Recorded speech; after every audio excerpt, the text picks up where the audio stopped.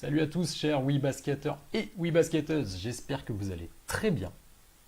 Aujourd'hui, on se retrouve pour un nouveau live sur Facebook avec au programme Ekaterinbourg a gagné sa 5e Euroleague.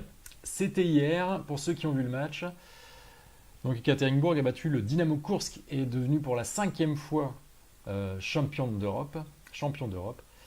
Au menu également Euroleague, Montpellier vice-champion. Eurocoupe, Montpellier est donc vice-champion et donc a chuté sur la dernière marche de l'Eurocoupe et donc récolte la médaille d'argent. Ça bouge à Basketland, il y a eu une officialisation de ce qui va se passer la saison prochaine à Basketland, donc on va faire le point ensemble. Et également on va parler de la Ligue féminine 2. C'est les playoffs, la saison est terminée, donc on s'apprête à jouer les playoffs d'accession à la Ligue féminine 1, à la Ligue féminine de basket. Et enfin, comme d'habitude, j'ai préparé un petit thème que vous pouvez proposer tout au long du live. Je vais d'ailleurs prendre mon petit stylo si jamais vous proposez des thèmes en cours de route, comme ça je vais les noter et on en reparlera à la fin. Donc toujours sous la même forme, sous forme de commentaires, vous mettez hashtag thème. Et s'il y a une chose dont vous souhaiteriez parler et qu'on n'a pas évoqué ce soir, eh bien j'en parlerai à la fin. Bonjour à tout le monde, je vois qu'il y a du monde, merci. Salut Max, François, Gaël, Adrien, Maxime. Je pense que je vois pas forcément tout le monde, d'autant qu'au bout d'un moment il y a beaucoup de commentaires, donc je ne les vois pas tous forcément non plus. Mais en tout cas, salut à tous d'être présents, merci de votre fidélité. J'espère qu'on sera encore un petit peu plus que la fois dernière, où on était à peu près une trentaine, là, en tout cas en simultané et en live, et je sais qu'il y a beaucoup de monde qui regarde le replay par la suite. Alors, on va commencer. On va commencer avec donc l'Euroleague. Ekaterinbourg a gagné sa 5e Euroleague hier soir. Donc je vais vous montrer ça. Voilà, 5e Euroleague, victoire face au Dynamo Koursk. En fait, c'était un derby russe, cette finale d'Euroleague, comme c'est déjà arrivé par le passé. Donc victoire 91-67. 5e titre. Là, on voit Albatorens qui montre les 5 doigts de sa main. Et on voit en bas à gauche Brittney Griner, plus exactement, a été élu MVP du Final Four, avec une moyenne de 17 points et demi, de 9 rebonds et de 3 contre ennemis par match, avec quasiment un double-double sur le Final Four. C'est quand même, et puis 3 contre ennemis par match, c'est très très très impressionnant.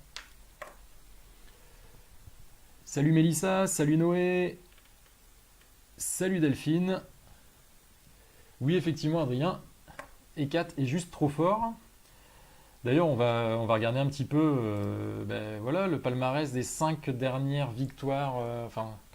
Donc, il n'y a pas celle de cette année. Hein. Là, je reprends le palmarès à partir de 2018. On voyait déjà qu'elles étaient tout simplement tenantes du titre. Hein. L'année précédente, c'était Koursk qui avait gagné l'Euroleague. Et en 2016, c'était également Ekaterinbourg. Et elles avaient gagné également en 2013. Et puis, le premier titre de leur histoire, il fallait remonter quand même un petit peu plus loin. À l'époque où vous voyez en bleu, c'était les équipes françaises qui dominaient l'Europe. On voit les titres de Valenciennes et de Bourges. Et puis les finales de Valenciennes également. Et le premier titre avait été acquis face à Valenciennes en 2003. Alors, autre point aussi à signaler, quand même, lors de cette finale, c'est la blessure de Breanna Stewart. Pour ceux qui ont suivi la finale, alors à peu près au moment de la mi-temps, voilà, à peu près au moment un petit peu avant la mi-temps, l'équipe de course qui est menée de 16 points par Ekaterinbourg, qui est quand même bien dans son match, qui domine déjà la première mi-temps. Et il y a un moment donné où Breanna Stewart, elle prend un shoot, et puis en fait, elle retombe sur le pied de Brittney Griner.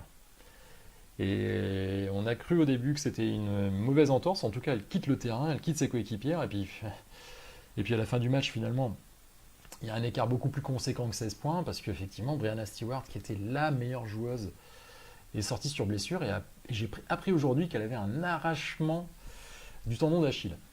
Donc, grosse blessure de laquelle il est très très difficile de revenir à son meilleur niveau. Donc, je voudrais faire un point quand même sur ce que c'est que Breanna Stewart cette saison. regardez bien. Fin cruelle pour une saison historique pour Breanna Stewart. En WNBA, la saison, enfin voilà, l'été dernier, elle a été élue MVP de saison régulière, meilleure joueuse de la saison régulière. Elle a été championne WNBA avec Seattle et elle a été élue MVP des finales. Bon, grosso modo, la joueuse ultra dominante aux États-Unis. En Coupe du Monde, rappelez-vous, championne du monde avec les États-Unis, bon, un petit peu comme tout le monde aux États-Unis, mais en plus MVP du tournoi de la Coupe du Monde. Et en Euroleague, elle a été élue MVP de saison régulière, et donc là, elle est vice-championne d'Europe. Donc vice-championne d'Europe avec Kursk. Si elle était restée dans le match, peut-être, on ne sait pas ce qui se serait passé. Il y avait 16 points d'écart, c'était quand même assez conséquent, mais si elle était restée dans le match, on ne sait pas si Kursk aurait pu revenir et peut-être arracher le titre, et puis elle aurait peut-être encore été MVP des finales. En tout cas, quand on voit quand même quand on voit le parcours qu'elle a fait cette année, c'est-à-dire que vraiment c'est du haut niveau à chaque fois. À chaque fois, elle a joué tous les matchs. Enfin, en tout cas, elle a fait tous les playoffs, c'est-à-dire qu'elle est allée jusqu'en finale à chaque fois, que ce soit en WNBA, que ce soit en Coupe du Monde et que ce soit en Euroleague. Et en fait, il faut bien se dire que la WNBA, ça recommence là fin mai. Donc à la fin du mois de mai, une fois que les championnats sont terminés, je ne sais pas s'il y a des compétitions d'ailleurs internationales pour les Américaines cet été. En tout cas, cette saison 2018-2019 pour Breanna Stewart, c'était vraiment une énorme saison. Et cette blessure, alors ce serait, c'est une conclusion hâtive de dire que c'est aussi parce qu'elle a fait une très très longue saison à très très haut niveau, à très très haute intensité qu'elle s'est blessée, mais c'est vrai que c'est une question à se poser. En tout cas, c'est malheureux pour elle, elle a fait une grande saison et puis elle finit par une blessure. Je regarde un petit peu où en est-on là, ça lag un tout petit peu de mon côté là. Trop fort Ekaterinbourg. Bonjour Elodie. Oui, Adrien parle d'Alba Torrens, que moi j'ai trouvé impressionnante de facilité. J'existais pas en 2003, me dit Max. Oui, basket n'existait pas en 2003. Moi j'existais. Salut Didier, salut Alex, salut Adrien, salut Mel, salut Dominique, salut à tous les fans de basket. Tu as raison Dominique. Salut Elise, salut Jay. Bon, je vais passer au sujet suivant qui nous concerne un petit peu plus, qui concerne une équipe française qui est Montpellier. Montpellier, j'étais vraiment persuadé qu'elles allaient gagner l'Eurocoupe. C'était sans compter vraiment sur une équipe très déterminée au niveau de Orenbourg. On va passer un petit peu en revue. Hop. Cette finale, alors rappelez-vous, c'était une finale en match aller-retour. Alors, au match aller, le BLMA, l'équipe de Lac Montpellier, avait gagné 75-71 en Russie. C'était un match très équilibré, on le verra un petit peu sur l'écran d'après. Rappelez-vous, Elena Siak avait dominé la raquette, même si Bryona Jones, qui est aussi une intérieure, avait fait un gros match. Et sur le match retour, on voit que le BLMA n'a marqué que 57 points et que Orenbourg a marqué 75 points, ce qui est à peu près la même chose qu'au match aller. Cette fois, Bryona Jones a été dominante, mais à peu près dans les standards du match aller. Et il manque effectivement Elena Siak en face au niveau de la meilleure joueuse du match étant Samantha Whitcomb du côté de Montpellier. J'ai fait un petit comparatif sur vraiment deux chiffres clés pour faire bien la différence entre le match aller et le match retour. Au match aller, Orenbourg avait 42% de réussite et au Montpellier 49%, très haute réussite quand même au niveau de Montpellier au shoot. Et au niveau des rebonds, c'était kiff-kiff, c'était 35 pour Orenbourg, 36 pour Montpellier. Au match retour, l'adresse a chuté pour les deux équipes, mais plus encore de façon plus marquée pour Montpellier, qui a chuté à 32%, 33% de réussite, et Orenbourg a chuté un petit peu à 39% de réussite. Et c'est au niveau du rebond, où là c'est assez extraordinaire l'écart. Montpellier a maintenu son nombre de rebonds du match aller, en fait, à peu près, une trentaine de rebonds. Et par contre, Orenbourg a pris 52 rebonds. En fait, sur ce match, il y a eu un peu moins d'adresse qu'au match aller, mais de la part des deux équipes. Et en fait, quand il y a un manque d'adresse, il y a plus de rebonds à aller disputer. Et bien c'est comme si tout ce supplément de rebonds à disputer, et ben en fait, c'est Orenbourg qui les a pris. Puisqu'il y avait une trentaine de rebonds match aller, une trentaine de rebonds match retour pour Montpellier, et une trentaine de rebonds au match aller, et une cinquantaine de rebonds au match retour pour Orenbourg. Et moi, il y a vraiment deux joueuses qui m'ont marqué. Donc Bryona Jones qui a fait un match exceptionnel. Et puis la fille qui est à l'image, là, ici, euh, euh, qui est Erika Wheeler, qui a montré une détermination incroyable dans ce match. Si vous n'avez pas vu les images, je vous invite vraiment à regarder, notamment les highlights qu'on a diffusés aussi sur WeBasket, sur le site webasket.tv. Et vraiment, Erika Wheeler nous a mis des paniers exceptionnels avec énormément de détermination. Vraiment, j'ai découvert cette joueuse qui n'est pas extrêmement référencée, en tout cas en Europe. Et puis même en WNBA, que ce soit Bryona Jones ou Erika Wheeler, ne sont pas des joueuses très référencées en WNBA. Mais vraiment, l'équipe d'Orenbourg a montré un surplus mental qui était très impressionnant, là où Montpellier a chuté notamment au niveau de l'adresse. Et voilà, quand on a un match comme ça, le match aller, on l'a bien vu, il était très disputé, les deux équipes étaient vraiment proches l'une de l'autre. Et au match retour, Montpellier a un petit peu baissé, et au niveau de la détermination, au niveau du mental, on dirait vraiment qu'Orenbourg a surpris tout le monde et a gagné ce match-là avec beaucoup de détermination. Alors, je vous ai concocté, je regarde toujours un petit coup d'œil vers les commentaires. Oui, Max me dit que j'ai perdu puisque j'étais persuadé que Montpellier allait gagner. Et oui. D'un autre côté, on n'a pas parié, Max, en fait. Tu aurais dû parier. Toi-même, je crois que tu avais peut-être même dit que Montpellier allait gagner. Il faudrait voir. Adrien, oui, Orenbourg a surtout fait déjouer Elena Siak. Effectivement, on peut penser qu'il y avait vraiment un plan anti-Elena Siak, puisque je crois qu'Elena Siak a pris deux fautes très rapidement, et puis effectivement, elle n'a pas pu vraiment revenir dans la partie et être aussi pesante, en tout cas qu'au match aller. Au match aller, elle a vraiment mis la main sur le match, même si Bryona Jones, on l'a vu, était encore bien fringante au match aller. 10 points sur jeu. Alors, Ouellette qui te sort des shoots.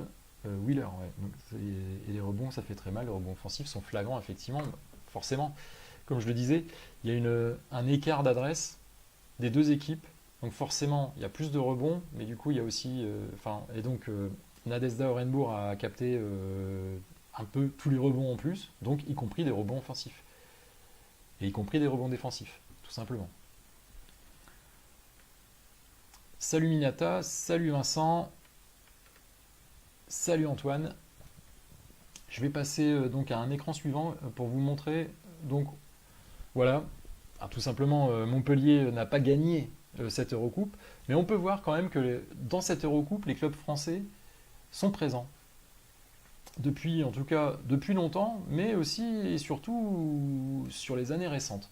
Je vous ai montré tout à l'heure le tableau de l'Euroleague où on voyait qu'en fait on n'avait pas gagné depuis les années 2000 en tant que club français en Euroleague. Alors que là, on voit quand même qu'il y a eu dans l'année 2015 et 2016 notamment les victoires de Villeneuve et de Bourges. Et en 2016, Bourges, c'était contre Villeneuve. Et puis un petit peu plus loin, quand on remonte un petit peu plus loin, donc là j'ai mis uniquement les années d'Eurocoupe, puisqu'avant ça s'appelait la Coupe Ronchetti, à savoir qu'en Coupe Ronchetti, les clubs français ont aussi fait des finales et gagné des titres. Et en 2011, on a eu une finale d'Arras, et en 2006, une finale d'Aix, et en 2003, Aix avait gagné l'Eurocoupe. Arras et Aix ne sont plus dans le paysage de l'élite féminine française. c'est malheureux. Bon, ça arrive souvent. Il y a beaucoup de clubs comme ça qui sont, voilà, qui sont plus visibles, hein. On pense notamment à Valenciennes, dont on a parlé tout à l'heure, hein. Valenciennes euh, voilà, n'est plus dans l'élite de basket française. Je ne sais pas. Enfin, en théorie, oui, puisque l'Union Hainaut était la fusion à l'origine entre Saint-Amand et Valenciennes. Mais maintenant, on parle plus de Saint-Amand que de l'Union Hainaut. Donc d'une certaine manière, on peut penser que le club de Valenciennes a disparu. Et donc je vous pose une question par rapport à ça. Et quand on regarde, je vais vous remettre rapidement le classement. Donc là, vous avez le palmarès de l'Eurocoupe, bon voilà, sur les 15 dernières années. Vous voyez que les équipes françaises sont relativement bien représentées, surtout dans les dernières saisons, et notamment voilà, encore cette année avec une finaliste, une médaille d'argent. Il ne faut pas oublier que être finaliste, c'est aussi avoir une médaille d'argent. Et vous voyez, au niveau de l'Euroleague, là par contre, il faut remonter beaucoup plus loin pour voir des équipes françaises tout simplement en finale. Et donc je vous pose cette question, les clubs français sont-ils condamnés à viser l'Eurocup? Et je vous invite à répondre en commentaire. Effectivement, on dirait vraiment que les clubs français, et notamment qu'il y a une vraie densité au niveau des clubs français. Vous voyez, sur les dernières années, il y a eu Villeneuve, il y a eu donc Bourges. Voilà, Bourges qui joue assez peu souvent l'Eurocoupe. L'année où elles ont été reversées en Eurocoupe, elles l'ont gagné, hein. Et Montpellier cette année. Rappelons-nous quand même qu'il y a eu aussi un gros parcours en Eurocoupe cette saison de Lyon et de Charleville notamment, et il y a aussi Tarbes qui était sorti des groupes. D'ailleurs, ces trois équipes se sont éliminées les unes les autres. Et Montpellier a fini par éliminer Charleville, c'était ça. Non, je dis ça, Lyon a été éliminé par Gérone, voilà, avait été éliminé par Gérone, mais pas par une équipe française. Mais Lyon avait éliminé Tarbes. Donc on a vu vraiment cette saison les équipes françaises très très bien se comporter en Eurocoupe. Et en Euroleague, en revanche, bon, il y a Bourges qui a réussi à se qualifier quand même pour les quarts de finale, mais elles ont chuté face à Sopron, voilà, à une marche du Final Four. Donc d'après vous, est-ce que, voilà, en plus quand on voit la domination des équipes russes, notamment en Euroleague, est-ce que les équipes françaises sont condamnées à ne pouvoir viser un titre européen qu'à travers l'Eurocoupe? Je regarde un petit peu ce que vous en pensez. Comme je vous l'ai dit la dernière fois, il y a vraiment un décalage entre le moment où je vous pose la question et puis le moment où je vois vos commentaires. C'est pour ça que je parle un petit peu et que j'explique, que je reformule la question. Adrien me dit, je ne savais pas que Villeneuve a gagné l'Eurocup. Peut-être que tu n'étais pas là en 2015, mais ça m'étonnerait. Problème de budget selon Max. Alors, je ne sais pas si c'est un problème de budget, mais il y a un écart de budget, et notamment avec les très très gros. Je pense que, enfin, je connais pas exactement franchement les budgets des quatre finalistes, enfin des quatre demi-finalistes du Final Four, mais c'est vrai que les deux gros, Kursk et Ekaterinbourg, sont réputés être très très riches et payer très très cher leurs joueuses. Et notamment Brittney Griner, elle est réputée, je sais plus, je connais plus son salaire annuel, mais il est très élevé, et notamment elle gagne beaucoup plus en Russie qu'aux États-Unis. Alors, Adrien pense que Lyon va vouloir tout gagner. Bourges visait le Final Four cette année. D'après toi, donc, Adrien, Lyon va être meilleur et va pouvoir viser. Est-ce que d'après vous, Lyon va pouvoir déjà viser en fait le Final Four dès l'année prochaine? Ça, c'est une bonne question aussi. Le manque de budget sera le facteur majeur. Ça revient.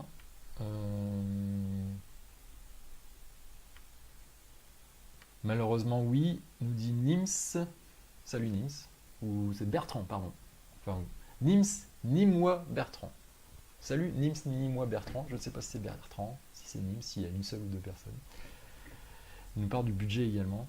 Les équipements structurés, c'est vrai que Ekaterinbourg a un jet privé.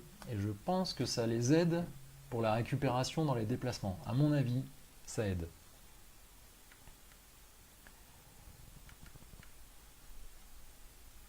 Pourquoi Paris n'a pas d'équipe? Très bonne question, Max.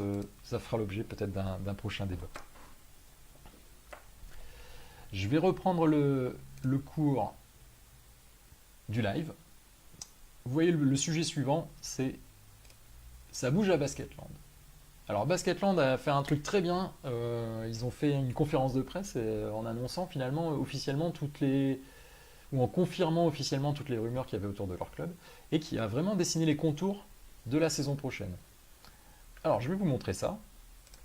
Ça bouge à Basketland. J'ai fait un récap vraiment de tout ce qui se passe. La principale information, c'est Cathy Melin. Cathy Melin qui va quitter le poste d'entraîneur la saison prochaine et qui retourne au ministère de la Jeunesse et des Sports en tant que cadre technique. Et donc elle sera remplacée par Julie Barren, qui était son assistante et qui deviendra donc coach principal. Au niveau des départs, Alexia Plagnard et Michou Milapi vont quitter le club après 5 saisons passées à Basketland. Camille Aubert, Aminata Konaté et les deux américaines, alors les deux étrangères, je ne suis pas sûr que Miley Spook soit américaine, Markesha Gatling et Miley Spook vont quitter le club. Elle reste Julie Barren, donc comme je l'ai dit, est promue coach principal. Céline Dumerc prolonge d'1 an. Miranda Haïm prolonge de 2 ans. Minia Touré sera encore là l'année prochaine. Elle avait de toute façon une 2e année de contrat. Et Romana Ejdova. En balance, Maybe Mbouyamba, ça a été évoqué lors de leur conférence de presse. Il est possible qu'il re-signe Maybe, mais c'est en discussion actuelle. Et alors là, au niveau des arrivées, nous avons Catherine Plouffe. Je ne sais pas pour combien de temps. Peut-être 2 ans, mais c'est pas sûr. J'ai pas vu la confirmation à ce niveau-là. Si quelqu'un a des infos, ça m'intéresse.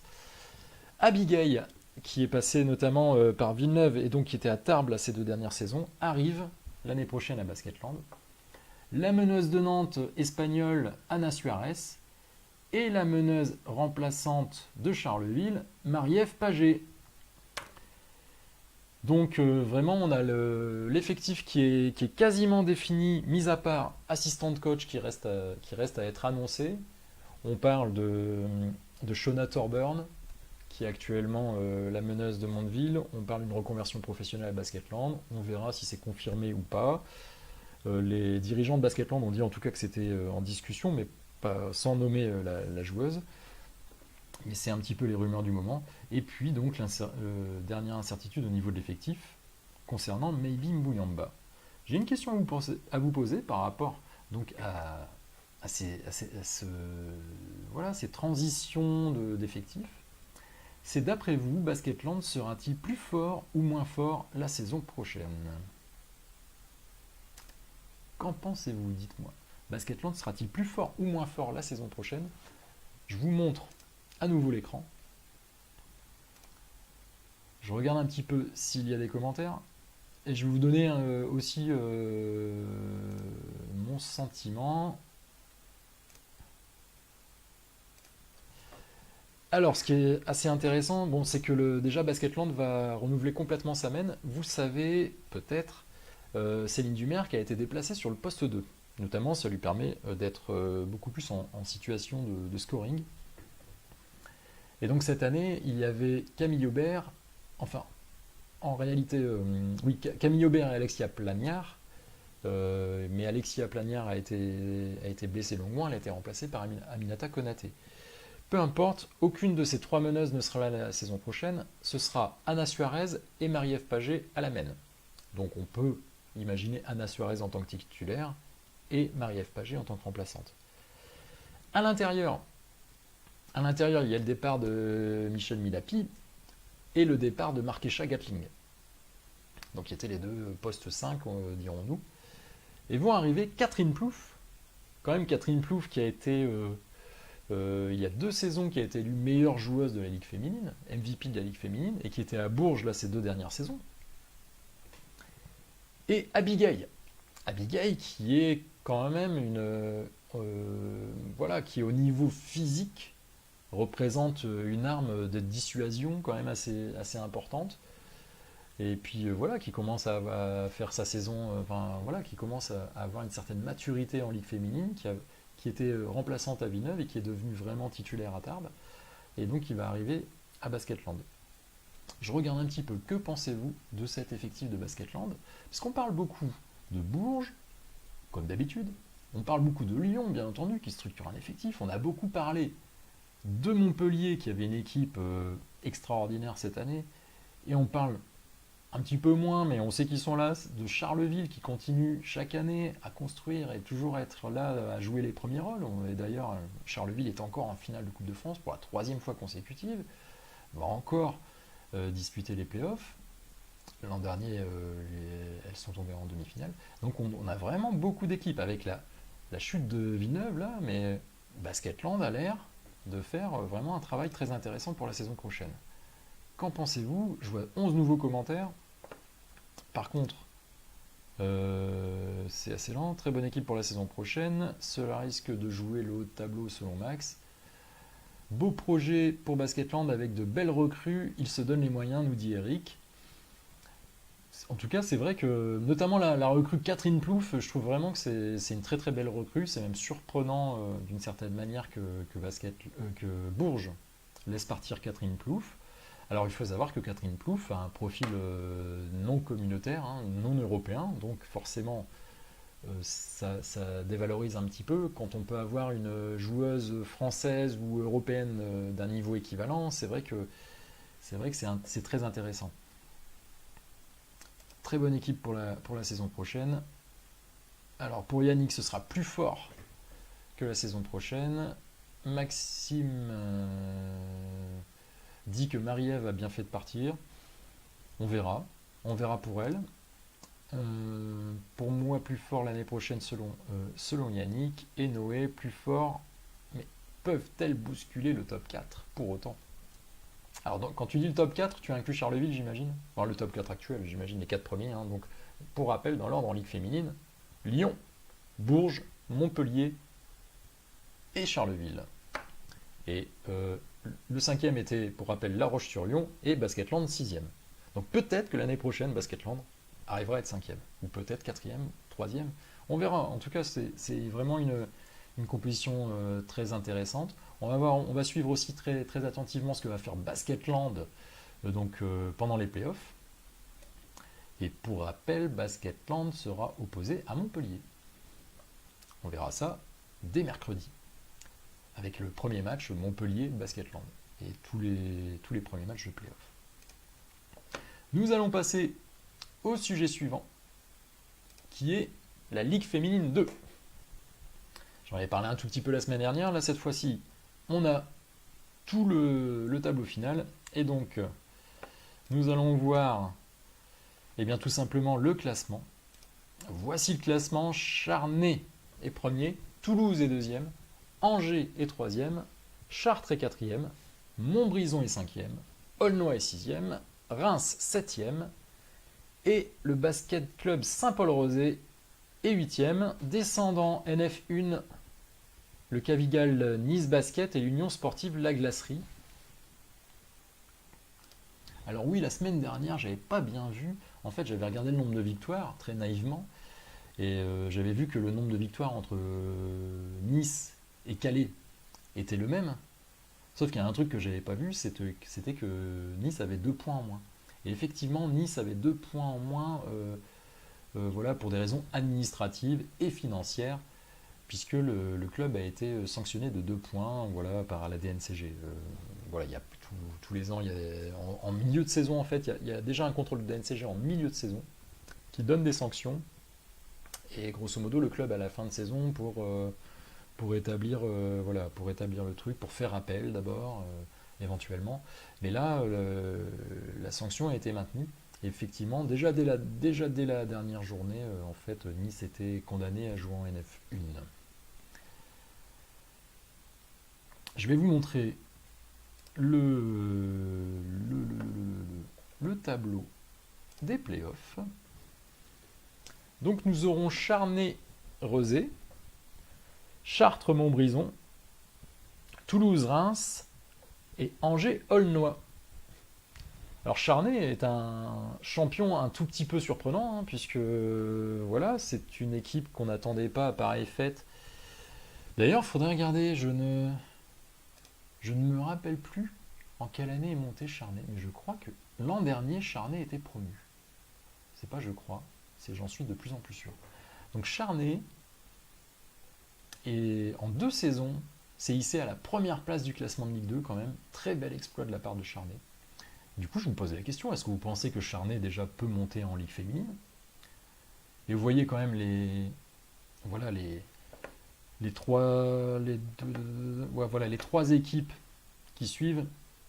Si vous suivez un petit peu la Ligue 2, qui sont Toulouse, Angers et Chartres, voilà, ce sont trois équipes qui sont habituées à jouer les premiers rôles. Chartres un petit peu moins l'an dernier, mais l'année d'avant, Chartres avait fini championne voilà, de la saison régulière.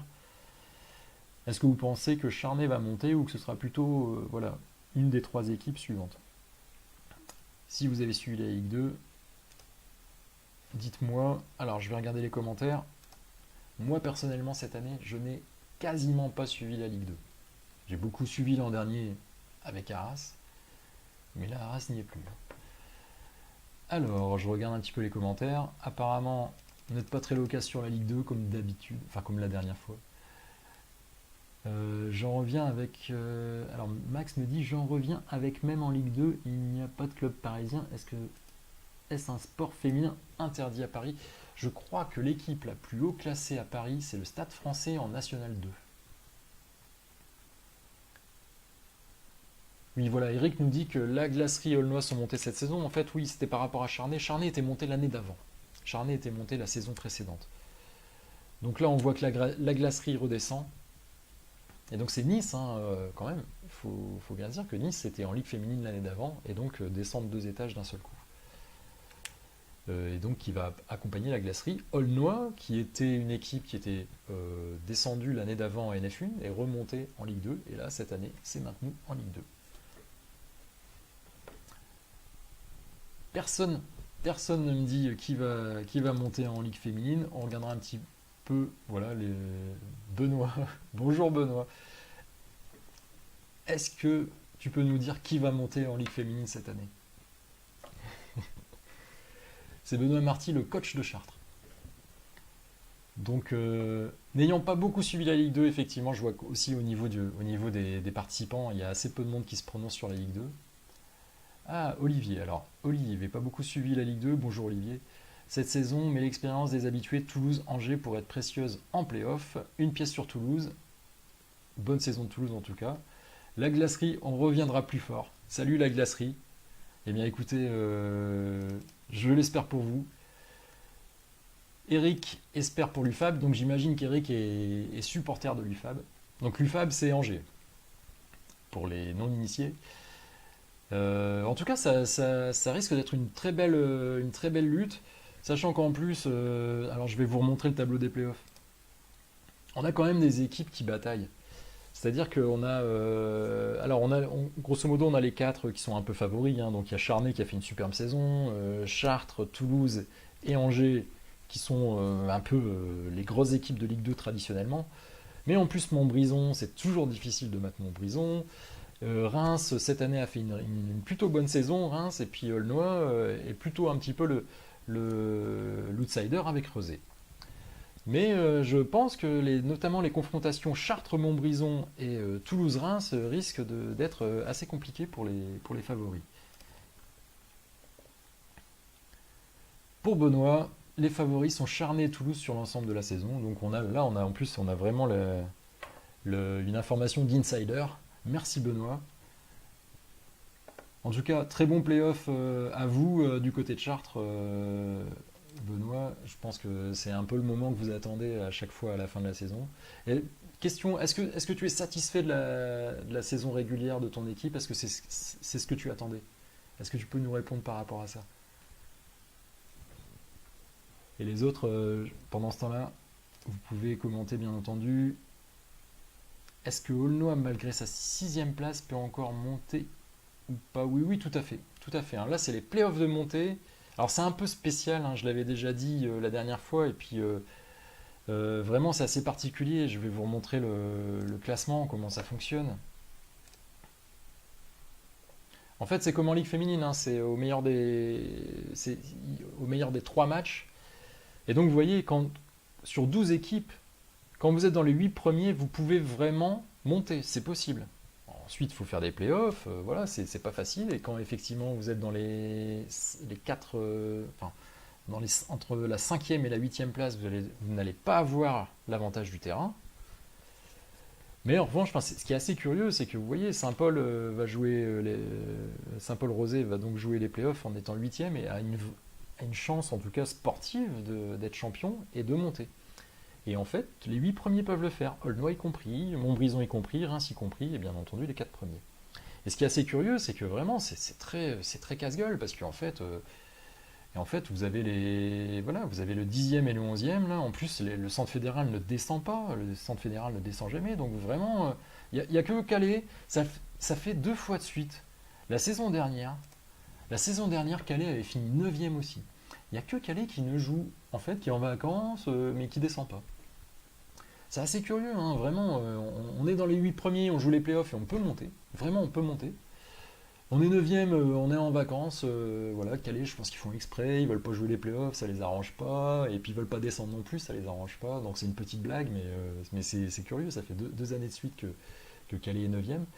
Et puis voilà, on a en dessous, à quelques défaites près. Bon, là, c'était moins serré que l'an dernier. L'an dernier, c'était vraiment serré en bas du classement. Et puis voilà, Arras, sur le dernier match, est passé de la 7e place, si elles avaient gagné, à la 10e place, et elles sont descendues. Donc c'était très cruel pour ce scénario-là. Et c'est vrai que c'est un format un peu spécial. Je reviens un petit peu à ce que j'ai dit la dernière fois pour la Ligue féminine, c'est-à-dire des playoffs à 8. Ok, je comprends que pour le côté sportif, ça donne une deuxième saison, etc. Mais vraiment, la saison régulière, elle est remise en question. Et là, on a notamment 3 équipes, hein, qui sont au-dessus quand on voit le nombre de victoires. C'est vrai que du coup, je, je viens étayer un petit peu ce que disait Benoît.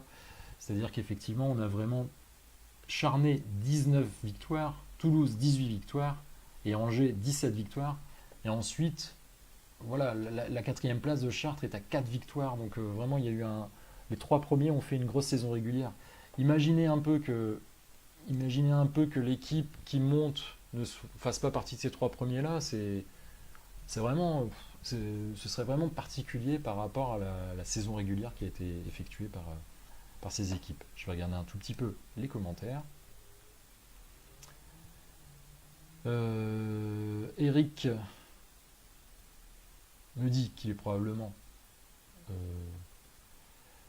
donc oui, donc supporter d'Angers et qui voit une finale Charnay-Angers. Est-ce que d'ailleurs c'est possible?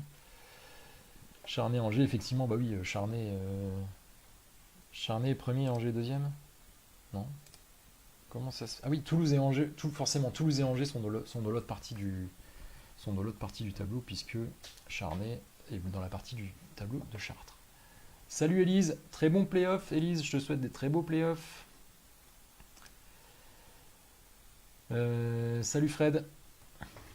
Je vais passer, ah oui, comme d'habitude, je vais passer sur le dernier thème. On a parlé un petit peu de Ligue 2. Élise, si tu peux nous donner, d'après toi, tu as vu tout le monde cette année, d'après toi, qui va gagner les playoffs de Ligue 2 et qui va monter en Ligue féminine 1?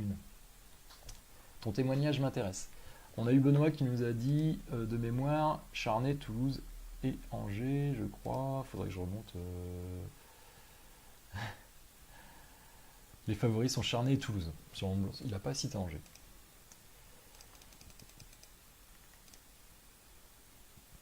Et donc, Élise nous dit Aulnois. C'est beau. Élise Camas, hein, donc joueuse à Aulnois, que je salue. Je fais un bisou, Élise. Et donc, on va passer au dernier thème. Le dernier thème, comme d'habitude, je vous propose de me proposer un thème, hashtag thème, dans les commentaires. Quelque chose dont on n'a pas parlé aujourd'hui et dont vous voudriez parler. Donc là, on est à 39 minutes de live. J'aime bien quand ça fait 40 minutes, C'est le format d'un match de basket. Je le précise, hein, tout ce live sera bien entendu disponible en replay sur la page Facebook, et aussi sur YouTube, et aussi sur le site internet www.wibasket.tv. Donc pour ceux qui arrivent en retard au niveau du live et qui voudraient revoir l'ensemble du live, ce sera disponible sur Facebook immédiatement juste à la fin du live en replay, et ensuite il faudra juste que je l'upload sur YouTube pour les autres. Élise me dit que tout est possible, elle a vraiment aucune idée. Adrien dit Aulnois joue Angers en quart de finale, c'est déjà super dur, je vois charné. UNSS ça donne quoi? Oula. je sais même pas l'UNSS, où est-ce que ça se joue. Il y a un championnat UNSS France, hein, c'est ça il me semble. Ça j'avoue, je ne suis pas. Si quelqu'un veut nous faire il y a aussi un championnat universitaire, j'ai vu qu'il y avait un championnat universitaire, mais bon, je pense que c'est assez peu suivi. J'attends un petit peu vos hashtags thèmes. En attendant, je réitère ce que j'avais demandé la dernière fois. Vraiment, si parmi vous, il y a des gens qui veulent participer dans l'aventure WeBasket, qui veulent notamment donc faire des vidéos, comme on fait depuis toujours, des vidéos donc soit filmées, soit montées, mais également faire des articles. Donc on fait de plus en plus d'articles, notamment faire des articles sur les matchs, faire des articles sur pourquoi pas une belle action, faire des articles techniques, explicatif notamment d'une action, voilà, d'un mouvement, sans aller forcément dans les détails très précis, mais au moins pour expliquer un petit peu comment ça fonctionne le basket, enfin tout simplement, voilà, les mouvements qu'on voit le plus souvent, ce qui fonctionne bien, pourquoi, voilà, qu'est-ce qui explique que cette action que nous on a mis en exergue par exemple en vidéo, elle fonctionne bien quand elle est travaillée. Également, j'en ai parlé un petit peu aujourd'hui, on va vraiment se pencher sur l'historique du basket féminin parce que c'est un passé riche, notamment le basket féminin français, c'est un basket féminin. C'est un sport qui a gagné beaucoup de titres, qui a fait beaucoup de finales. On a encore vu cette année avec Montpellier en finale. Et ensuite, oui, les fiches basketteuses, j'ai besoin de rédacteurs, des gens qui vont pouvoir écrire un petit peu, qui vont créer des fiches basketteuses, puisque en dehors de ce qui existe sur Wikipédia, on va faire vraiment sur WeBasket TV un site spécialisé de basket qui va donner des informations sur les basketteuses. Donc c'est beaucoup de boulot. Si ça vous intéresse, n'hésitez pas à nous contacter. Je regarde, apparemment pas de nouveaux thèmes. Maxime me dit, tu devrais parler de la Nationale 1 et la Nationale 2 la prochaine fois. Eh bien Maxime, je vais regarder, mais effectivement, je vais regarder au niveau des playoffs. Hein. De mémoire, c'est un Final Four, donc je pense que ça devrait avoir lieu bientôt. J'ai vu que pourquoi Montbrison? Que Voiron était qualifié au Final Four. J'ai pas regardé les résultats de ce week-end, très sincèrement, mais je pense qu'il y aura un Final Four dans les prochaines semaines. Effectivement, c'est une bonne idée, Maxime. Je parlerai de la montée finalement en Ligue 2. Des équipes de NF1. Eh bien, s'il n'y a pas de proposition de thème aujourd'hui, donc Dominique nous dit super idée, je laisse encore quelques secondes, le temps de voir s'il y a un nouveau commentaire pour proposer un thème, et sinon on va se dire au revoir. Parce que comme vous savez, je dois patienter un petit peu avant de voir les commentaires, que vous voyez peut-être avant moi d'ailleurs. Hop. Salut Chloé, c'est la fin du live, tu pourras regarder le replay. Je vais vous laisser, je vois qu'effectivement pour l'instant pas de hashtag thème, donc c'est tout pour cette fois. Je vous remercie, ça fait 44 minutes, on a dépassé un tout petit peu le temps d'un match de basket. Comme je vous l'ai dit, ce live, comme tous les autres, sera disponible en replay sur Facebook, sur YouTube et sur le site. Je vous fais des gros bisous. Merci à tous de votre attention et de votre fidélité et je vous dis à très bientôt. Ciao ciao. Ciao ciao.